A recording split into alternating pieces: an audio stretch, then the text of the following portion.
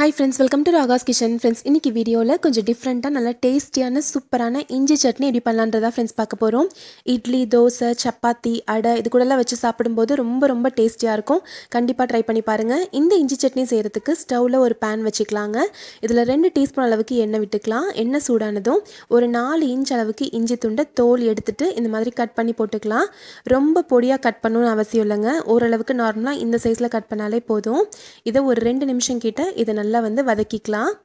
இஞ்சி ஓரளவுக்கு நல்லா வதங்கினதும் பாருங்க, இப்போ ஓரளவுக்கு கொஞ்சம் வதங்கிருச்சு. இதில் 1 டேபிள் ஸ்பூன் அளவுக்கு உளுந்தம்பருப்பு போட்டுக்கலாங்க. இதையும் சேர்த்து நல்லா வறுத்துக்கலாம். கலர் கொஞ்சம் மாறி வரட்டும், அது வரைக்கும் இதை நல்லா வறுத்துக்கோங்க. இஞ்சியோட உளுந்தோட வாசனை சேரும்போது ரொம்ப டேஸ்ட்டாக இருக்கும். இப்போது உளுந்து வறுபடும் போதே இது கூட ஒரு 7-8 பல்லு பூண்டையும் சேர்த்துடலாம். பூண்டு சேர்த்து இதையும் நல்லா வதக்கிக்கலாம்.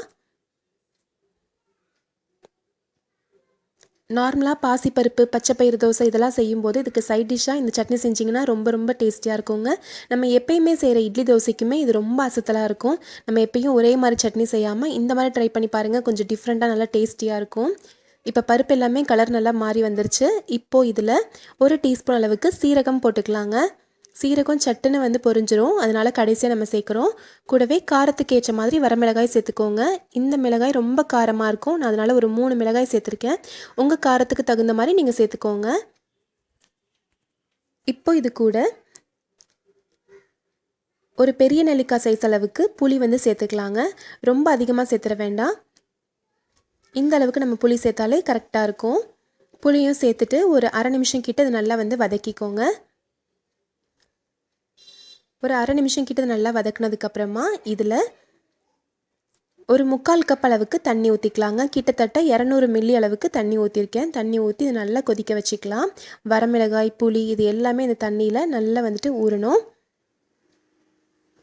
தண்ணி ஊற்றிட்டு தண்ணி நல்லா கொதிக்கும் போது இதில் 1 டேபிள் ஸ்பூன் அளவுக்கு வெல்லத்தை சேர்த்துக்கலாம். இஞ்சி நல்லா காட்டாக இருக்கும். கூடவே காரத்துக்கு நல்லா வரமிளகாய் நல்லா காரமாக இருக்கும். இது கூட புளி சேர்க்கும்போது நம்ம 1 டேபிள் ஸ்பூன் அளவுக்கு வெல்லமும் சேர்த்தா ரொம்ப டேஸ்டியாக இருக்குங்க. நான் 1 டேபிள் ஸ்பூன் அளவுக்கு வெல்லம் சேர்த்துருக்கேன். இது லைட்டான ஒரு இனிப்பு தன்மை தான் கொடுக்கும். இப்போ வெல்லம் எல்லாம் நல்லா கரையட்டுங்க. வெல்லம்லாம் நல்லா கரைஞ்சி தண்ணி இதெல்லாம் நல்லா கொதிக்கட்டும். தண்ணி நல்லா கொதித்ததும் ஓரளவுக்கு கொஞ்சம் சுண்டி வந்துடட்டும் தண்ணி. இப்போ பாருங்கள், வரமிளகாய் எல்லாமே நல்லா இந்த தண்ணியில் நல்லா ஊறிடுச்சு.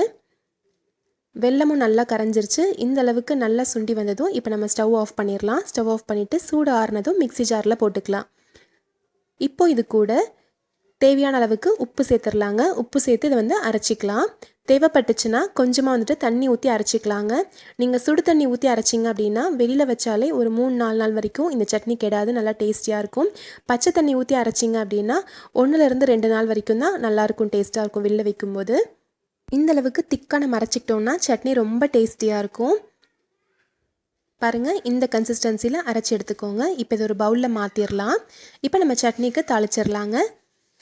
2 டீஸ்பூன் நல்லெண்ணெய் நல்லா சூடானதும் ஒரு 1/4 டீஸ்பூன் கடுகு, 1/4 டீஸ்பூன் சீரகம், கொஞ்சமாக கருவேப்பிலை, ஒரு வரமிளகாய் சேர்த்து நல்லா பொரிஞ்சதும் நம்ம சட்னியில் ஊற்றிடலாம். இப்போ இது நல்லா மிக்ஸ் பண்ணி விட்டுக்கலாங்க. சூப்பரான டேஸ்டியான இஞ்சி சட்னி ரெடி ஆயிடுச்சு. கண்டிப்பாக நீங்களும் இதே மாதிரி ட்ரை பண்ணி பாருங்கள்.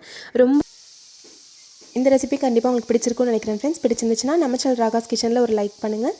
ஃப்ரெண்ட்ஸ் கூட இந்த வீடியோவை ஷேர் பண்ணிக்கோங்க. சப்ஸ்கிரைப் பண்ணி வச்சுக்கோங்க. தேங்க்யூ.